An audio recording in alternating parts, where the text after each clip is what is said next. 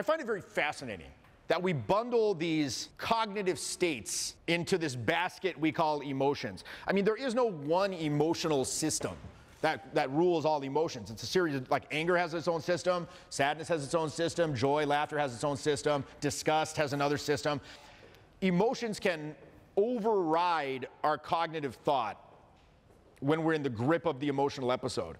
An example would be, you know, if you are at work and you're having an argument with your coworker because you believe they stole your lunch. Bill, you stole the damn sandwich again. You stole the sandwich, Bill. What the fuck? The hell are you doing? A sandwich? Like, and Bill's clapping back like da-da-da-da. How dare you suggest me to da-da-da-da-da-da-do? And you're like da-da-da-da-da. Da-da-da. He's like, well, you know what? I wasn't even here yesterday. It was Eleanor. And you're like, and it's irrefutable proof. It wasn't him, it was Eleanor. But you're still mad, aren't you? And you still want to keep yelling at him. So you go, well, right? Because now you're in that, like, emotional refractory period. I mean, a better, more realistic example might be you're having an argument with, like, your spouse. And it's like, this fucking argument. Oh, okay, God. And you just find yourself, like, I guess Eckhart Tolle would call it a pain body attack. You know, it just feeds. It wants to stay in that space. You will not be able to process information that contradicts the state. You just won't be able to. So, for example, I had a client. We were in Atlanta, Georgia, and it was a Sunday, and we were out at some sports bar type of situation, and we met these people that were having a birthday party. You know, this group of girls, and they had, like, mimosa time. You know, it was like the bottomless mimosas, and we kind of were sitting next to them. We struck up a conversation. We kind of merged the groups, and we were, like, kind of partying. You know, and everyone was having an awesome time. And this one client, he really hit it off with one of them, and they were, like, just chopping it up and really connecting and having a great time. So we go to leave because we had to go to the next place. Something happened. Someone had a flight. I forget what. But then I go, so yeah, man, it seems like you're really hitting it off. Did you like get her phone number or what? He's like, no. I'm like, go back and get her phone number. Go back. And he's like, he's having a good time. As soon as I said that, he goes, and now he's gripped. He's gripped by the anxiety. Gripped. I'm like, just go back, dude. Just go back. I mean, you're having a good time, right? Just go back and get the phone number. He's like, oh. I'm like, look, you know nothing's going to happen, right? Worst case scenario, she'll say something like, oh, I can't, I have a boyfriend, you know, something like that, whatever. She's going to say no. Worst case, no. But hey, great to meet you. Best case, you get the phone number and maybe have a passionate embrace and a whirlwind romance. You go to Paris. Like, that's the best case, right? He cannot process this. This is not a dumb person. He's not a stupid person. He intellectually knows this. But you know what? The fear is not permitting him to process that information. It's not letting him process that. In his mind, what's going to happen? He's going to go back. He's going to ask for that phone number. She's going to pick up the carafe of mimosa, smash it across his fucking head. Dudes are going to rappel down from the ceiling and start beating him with, like, batons. Creep! Phone number, creep! And they're going to begin beating him senseless. That he like, you can tell, that's what his body is telling him. So here's the thing, it's interesting. Your mind wants proof, not promises. That's something that Owen used to say all the time, proof, not promises.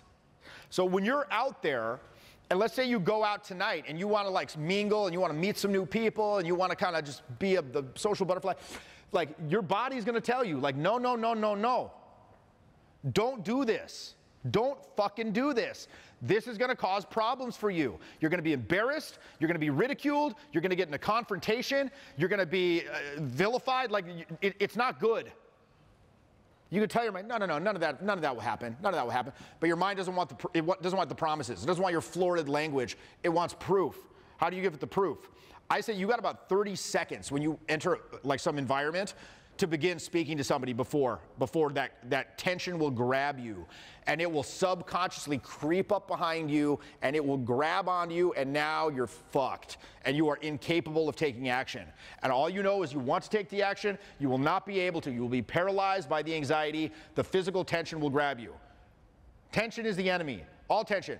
Physical tension, intellectual language-based densities, all of these tensions must be dragged into the light.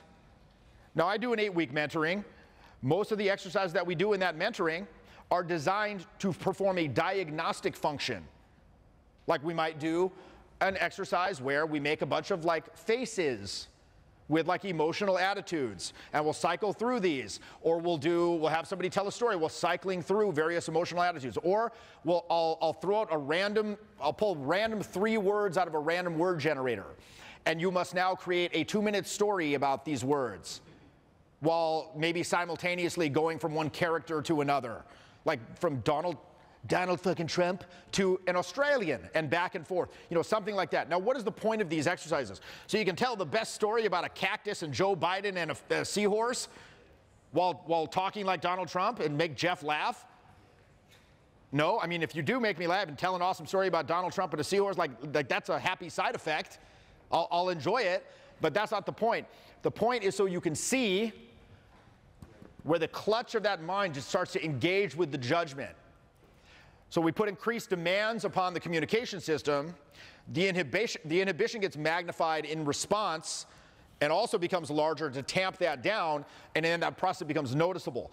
And the more that you notice it, the more you can begin that process of letting it go and replacing their manifestations in your life and your communication. So if you transform a default necessity that you were previously making into a choice, it gains power in the process. Okay? So what's an example of this?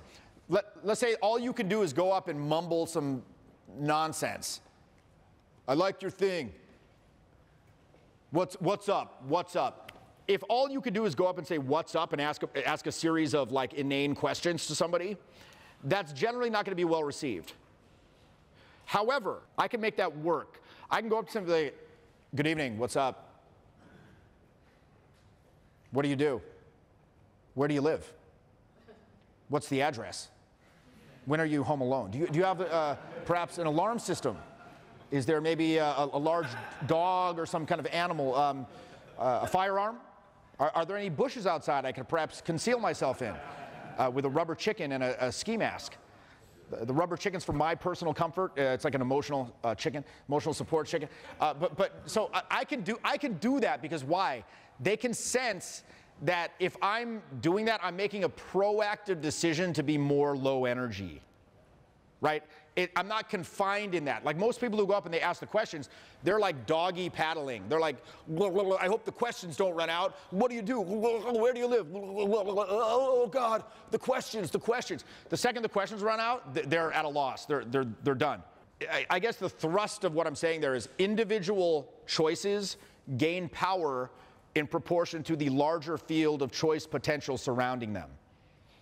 So if I'm sitting next to LeBron James up here, and we're both in a state of rest, LeBron is going to be emanating more power from his state of rest than I am, because he has a larger field of kinesthetic choice surrounding that state of rest. He can just do more physically than I can.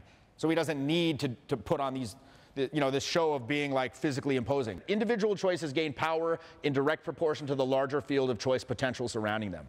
The more you can do, the more individual choices have power, even if they were weak. Like if all you can do is one thing, it's weak. If it becomes a part of a larger field of choice potential, then it gains power. You want to be able to do anything, right? So again, we're faced with a lot of polar opposites all around us, really. And I think that dualism is one of the social conditionings that kind of affects us negatively a lot, which is this idea, like this conditioning of society, that it's right or wrong, on or off, up or down, left or right, A or B, direct or indirect, playful or serious, disciplined or freedom, irreverent or respectful, humorous or serious. Like you got to be A or B. In reality, when you're faced with one of these seeming opposites, I think the best way to deal with that problem is to sort of just transcend it entirely and start to think of it as a spectrum of energy along which you can make any choice at any time. Like, so for example, when you're out meeting people, a lot of people, they're like, well, do I go in directly with my intentions, or do I kind of try to go under the radar, be indirect? Some people navigate that with a minimum of intellectual effort. Like they'll be in one moment very straightforward. At another moment, kind of coy and backing out. And sometimes that will change over the course of a sentence.